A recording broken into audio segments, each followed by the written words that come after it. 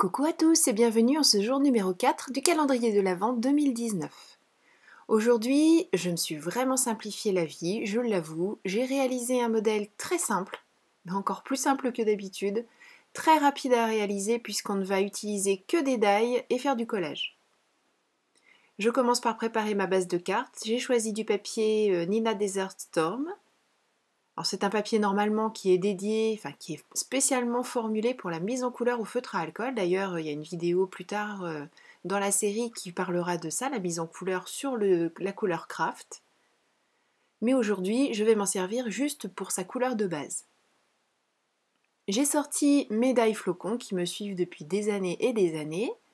Je les dispose de manière plus ou moins aléatoire sur le papier. D'ailleurs, la disposition que vous voyez ici ne sera finalement pas celle pour laquelle j'ai opté, puisque je trouvais que c'était pas forcément ce qu'il y avait de mieux.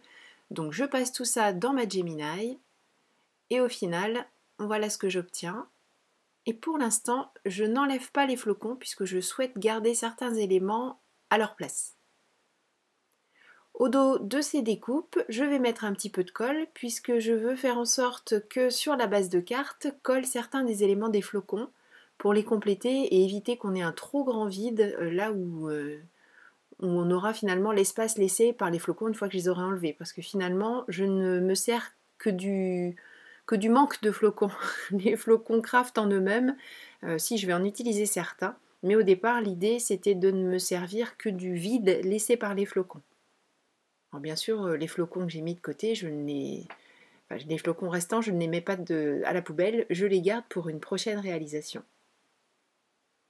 Donc j'ai mis un petit peu de colle derrière les fameux éléments, et avec un outil assez fin, à savoir ici une toute petite bille à gaufrer, je fais en sorte qu'il se dépose sur la base de ma carte.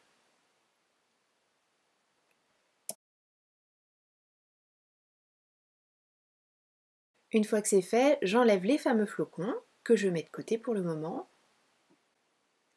et je colle le rectangle évidé qu'il me reste, bien sûr en le mettant correctement pour pouvoir correspondre à ce qui est déjà collé sur la base de la carte. J'ai sorti des chutes de papier, c'est du papier Maya que je garde des box et puis que je garde parce que c'est un papier que j'utilise très couramment, donc je fais en sorte de garder les petites chutes pour ce genre de découpe, et avec des die alphabet, je découpe les lettres du mot Noël et je vais les assembler sur le devant de carte que l'on vient de créer. Dans du Maya blanc, j'ai également découpé ce petit renne que vous avez déjà vu dans des créations du calendrier de l'Avent de l'année dernière, mais je le trouve vraiment très joli, donc je ne vois pas pourquoi je le mettrais au rebut. Et je le colle en premier pour pouvoir bien le centrer. Je n'ai pas mis de colle pour le moment derrière sa tête,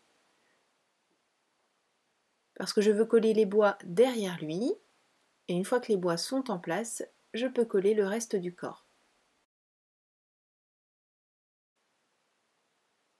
Je colle ensuite les lettres une à une, en faisant attention de les mettre bien droits et en faisant attention aussi de bien centrer le mot Noël. Et pour faire le petit tréma sur le E, parce que ça me chiffonnait quand même qu'il n'y ait pas de tréma sur ce E, j'ai utilisé le die serre et j'ai refait des découpes juste d'une toute petite partie de sa tête pour me servir des yeux. Et ce sont les deux petits ronds créés par le die que j'ai collés pour faire le tréma du E.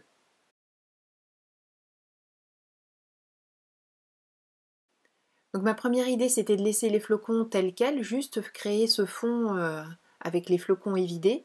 Et puis finalement je trouvais que c'était pas assez rempli, il manquait quelque chose. Donc j'ai repris certains des flocons, comme ça on en a certains en creux, d'autres en volume. Et je trouve que finalement ça complète bien toute la carte et ça lui donne tout son cachet. Alors la lumière apportée par le blanc du renne c'est très bien, mais ça n'était pas suffisant. J'ai donc pris des Crystal Drops, du blanc. Alors le mien il est un petit peu capricieux tout simplement parce que pour celles qui me suivent depuis longtemps vous savez qu'il a eu un petit souci ce flacon et il prend l'air en fait. Là où on voit le masking tape c'est pour éviter que ça ne fuit. Mais bon vous voyez j'arrive très bien à m'en servir quand même. Juste il est quand même un petit peu plus difficile de faire des beaux cercles. C'est pour ça que je m'aide de mon outil à gaufrer très fin pour enlever la petite pointe parce que même en tapotant ma carte, même voilà, ça reste quand même en pointe donc ça m'ennuie un petit peu. Mais voilà, en tapotant et en travaillant avec l'outil à gaufrer pour enlever la petite pointe, j'arrive à obtenir des petites gouttes tout à fait correctes. Et en dernière petite touche, bien sûr, parce que c'est Noël quand même, donc on en profite, on met des paillettes partout. Enfin, j'ai pas vraiment besoin d'attendre que ce soit Noël pour aimer les petites paillettes de ce pinceau à paillettes. Et j'en mets sur le mot Noël et sur le renne. Et cette carte super simple, je vous avais prévenu en début de vidéo, est terminée. Merci beaucoup d'avoir suivi cette vidéo.